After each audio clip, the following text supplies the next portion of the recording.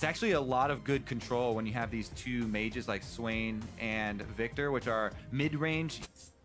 Ninja though, slippery. And they're moving in for another dive. This one on Seraph.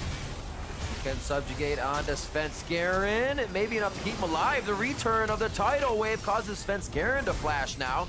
Summoner spells traded, but no kills will be.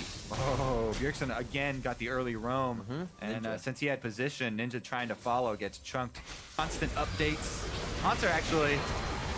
Ooh, so that's Svenskeren's flash recently. Haunter's flash recently now.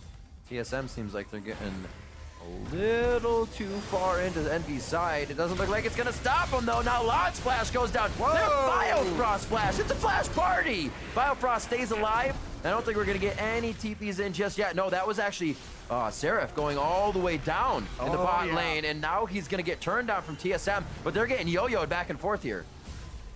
All right. TSM can usually act on when they squeeze their enemies right under their own turret. Whoop. Looks like they may actually get Proxin. There it is. Squeeze them in, force them behind, and pincer them.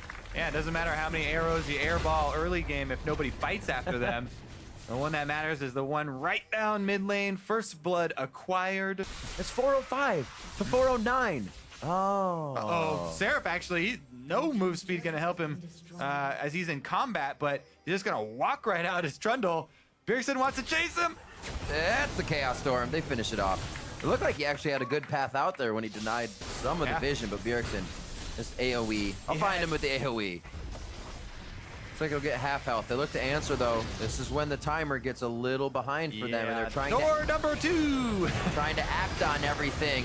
When TSM gets a chance to react, they're always on the right end of the play, and that's going to be Lod and Hakuo going down.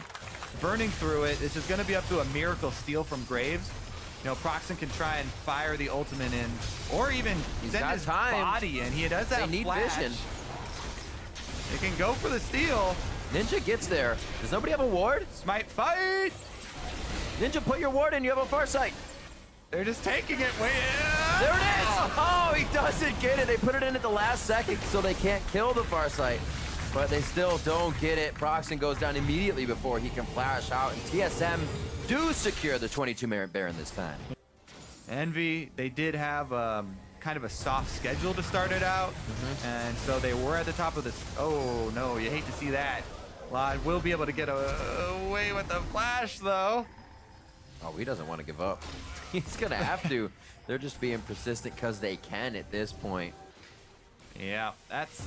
Walk away, let it get closer, then approach it. Spicy meatball. Problem solved. Seraph's going for it. According to Kobe, things are getting saucy, and Lod's going to be the first one in. There's Azanias there, so they can't really approach too much. Haunter's going to throw the ult on with Azanias, and he'll be perfectly fine.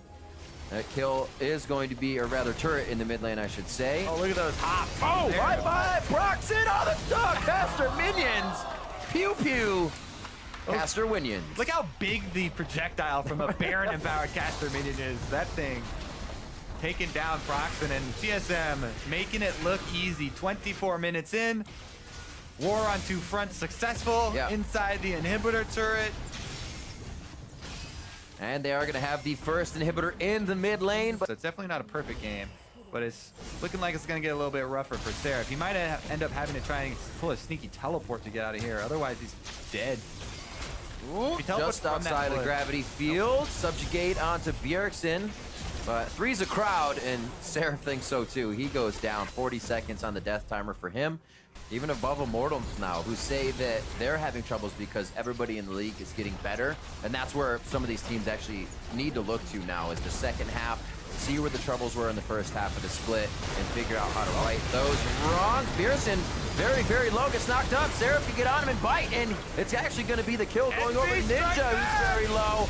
There's a kill coming in for Lod. Hakuo, or rather Biofrost, strikes back. Sven on the outside, really just toying, looking for a bait, but Envy knows their priority target. They know who they're going to focus. The flash from Haunter dodges the end of the line coming in from Proxin, and it's a huge amount of damage because that would have killed Haunter, taking away a lot of the damage that TSM's fighting with right now. The tight plays that TSM is making is throwing Envy for a loop. So 2 inhibitors down means they have a lot of pressure to work with. Oh! Proxin going down. And Svenskeren right back in the mix. You see this Rek'Sai all over, and we don't really talk about the map control too much, but the way Svenskeren, or the way you can play in the lead, is you have tunnels everywhere, and you and the team are right back in the mix when you need to be. And soon to be Baron buff. Let's see if there's some kind of miracle. And nope. Ninja's not even going to try and go over there. So TSM Baron going to join TSM Infernal Drake.